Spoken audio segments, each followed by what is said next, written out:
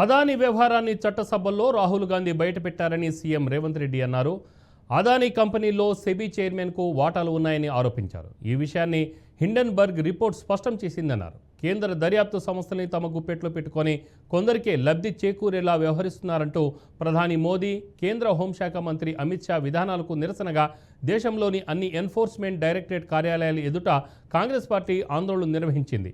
బీజేపీతో బీఆర్ఎస్ కుమ్మక్కయిందన్నారు రేవంత్ రెడ్డి. అందుకే అదానీ మోదీ వ్యవహారంలో బీఆర్ఎస్ ఏం మాట్లాడడం లేదని ఆరోపించారు.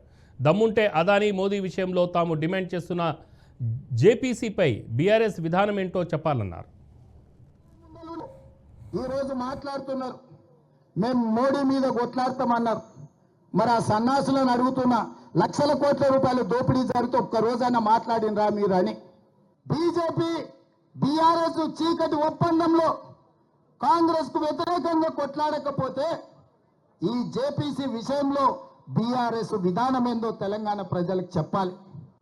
ఇవాళ ఆ సన్నాసులు మోడీని, అమిత్ షా గారిని మెప్పించడానికి, సంతోషపెట్టడానికి అంతర్జాతీయ ఎయిర్పోర్టుకున్న రాజీవ్ గాంధీ పేరు తీసేస్తామంటారు.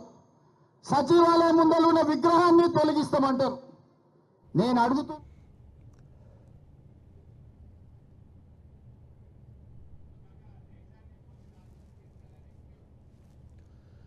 దేశాన్ని మోదీ నాశనం చేశారని తెలంగాణ డిప్యూటీ సీఎం భట్టి విక్రమార్క విమర్శించారు. అదానికి దోచిపెట్టి పేదలను మరింత నిరుపేదలుగా మార్చారని ఎద్దేవా చేశారు.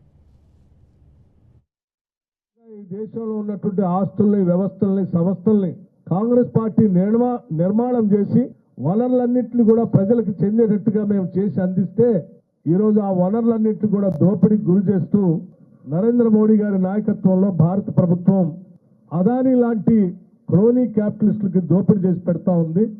దానివల్ల దేశం అంతా కూడా ఈరోజు సంపదను కోల్పోయే ప్రజలంతా కూడా వారి వారి ఆస్తులను కోల్పోయేటువంటి ప్రమాదంలో దేశం పడింది.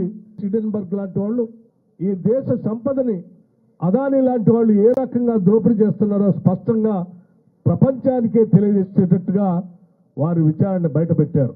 సెబీ లాంటి సంస్థకు సంబంధించినటువంటి చైర్మన్ గారే దీంట్లో కూడా ఉన్నారు అని వారు చెప్పినటువంటి విధానం ఆనాటి నుంచి శ్రీ రాహుల్ గాంధీ గారు పార్లమెంట్ లో ప్రతిపక్ష నాయకుడిగా గళమెత్తి వినిపిస్తా వచ్చారు. వారు ప్రత్యేకంగా చెప్పారు కూడా, మేము చెప్పేదే మీరు చేయాలని లేదు, కానీ మేము చెప్పేది మాత్రం వాస్తవం. ఈ వాస్తవాన్ని బయటకు తీసుకొని రావటం కోసం మాతో పాటు అవసరమైతే ఈ జాయింట్ పార్లమెంటరీ కమిటీ, పార్లమెంటుకు సంబంధించినటువంటి అన్ని పార్టీలతో కలిపినటువంటి జేపీసీని నియమించి ఈ దేశ సంపదను కాపాడటం కోసం, ప్రజలను కాపాడటం కోసం మీరు ముందుకు రావాలి అని చెప్పి ఈ దేశ ప్రధాని